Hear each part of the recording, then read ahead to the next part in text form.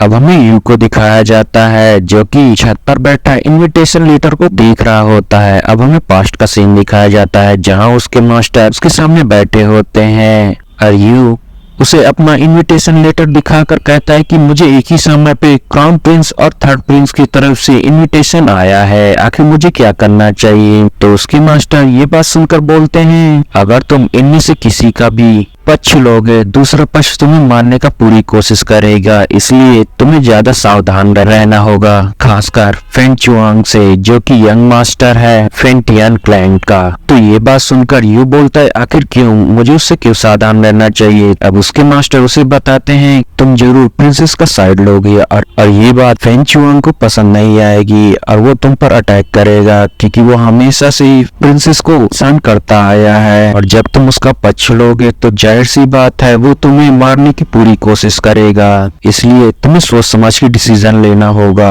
अब फिर से हमें प्रेजेंट का सीन दिखाया जाता है जहाँ पर प्रिंसेस आ जाती है और वो यू से बोलती है आखिर तुम यहाँ पर क्या कर रहे हो। ये बात सुनकर यू बोलता है मैं काफी परेशान हूँ, मुझे एक ही समय पर दो तरफ से इनविटेशन आया है, मुझे आखिर क्या करना चाहिए। मुझे नहीं पता था कोई मेरे ऊपर इस तरह का इंटेंशन रख रहा है ताकि मैं उसके पक्ष से फाइट करूँ। अब ऐसा कहकर प्रिंसेस को उसके कैंग यू नाम से बोलता है जिसे सुनकर वो बोलती है कि मेरा ये इरादा नहीं था, मैं तुमसे अपनी आइडेंटिटी नहीं छुपाना चाहती थी। अब यू उससे बोलता है मुझे नहीं पता था, मुझसे केवल प्यार का एक नाटक कर रही थी और ऐसा कहकर वहाँ से चला जाता है जहाँ पर कैंग यू रोने लगती है और रोते हुए बोलती है मेरा ये मकसद नहीं था, मैं तो तुम्हें सच में प्यार करती थी। तभी वहाँ पर यू आ जाता है और कहता है मैं तो तुमसे केवल नाटक कर रहा था, अब मैं तुम्हारे आंखों में आंसू नहीं देखना चाहता, अब मैंने तुमसे पहले भी कहा था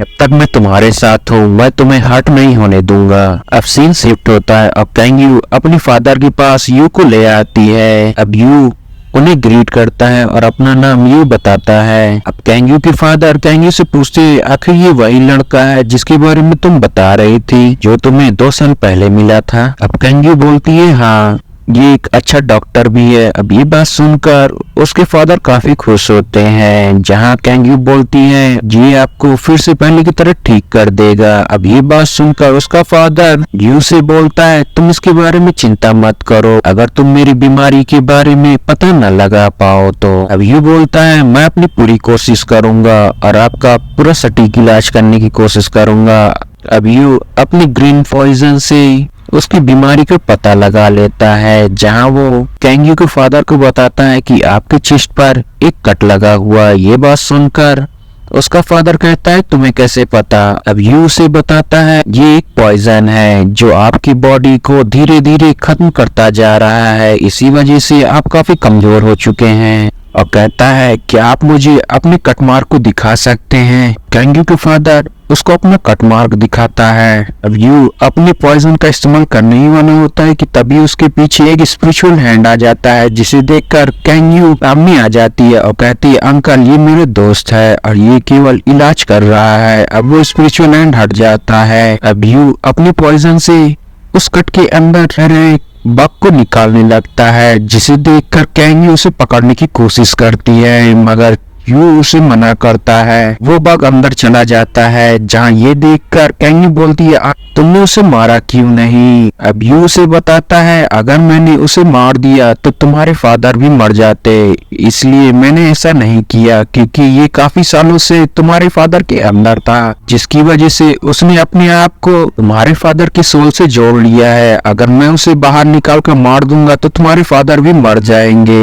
ये बात सुनकर कैंग यू शॉक रह जाती है। अब उसका फादर बोलता है आखिर किसने मुझे इस तरह का पॉइजन दिया है, अगर मुझे वो मिल जाए मैं उसे टुकड़े टुकड़े कर डालूंगा।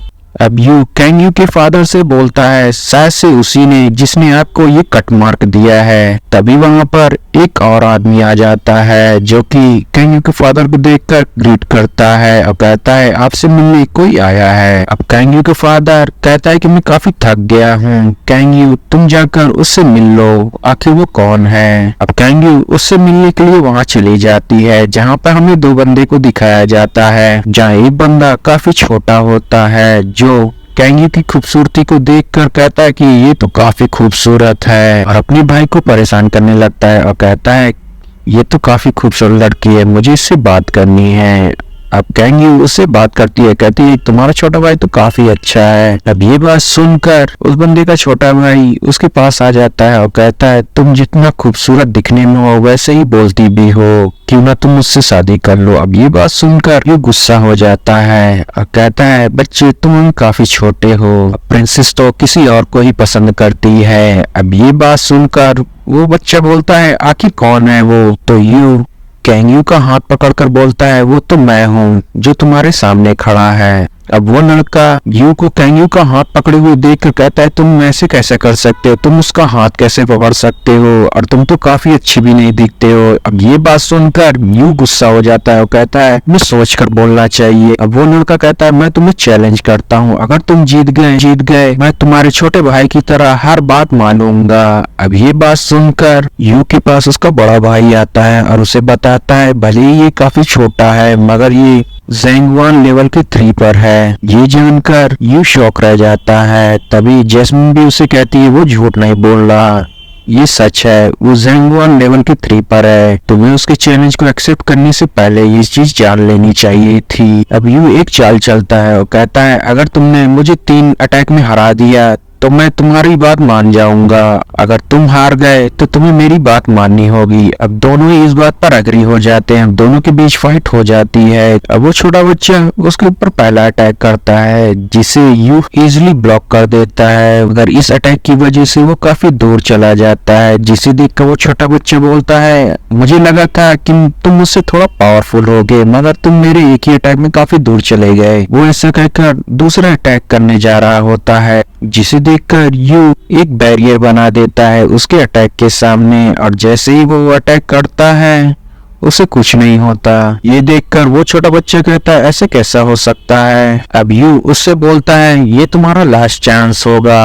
अब वो छोटा बच्चा कहता है चिंता मत करो, इस बार तुम मुझसे नहीं बचोगे, अभी तक मैंने अपनी पूरी पावर का इस्तेमाल ही कहाँ किया है। अब ऐसा कहकर वो एक स्पिरिचुअल तलवार को सम्मन कर लेता है और उसके ऊपर अटैक कर देता है। अब यू उसके अटैक को काफी मुश्किल से ब्लॉक कर रहा होता है और जल्दी ही उसकी तलवार से बच जाता है। अब ये देखकर वो छोटा बच्चा फिर से उसके ऊपर अटैक करने की कोशिश करता है मगर यू उसकी तलवार को तोड़ देता है और उसे काफी दूर कर देता है। गाइस चैनल को लाइक शेयर सब्सक्राइब जरूर करिएगा और इसे ज्यादा से ज्यादा शेयर करिएगा। Thanks for watching guys.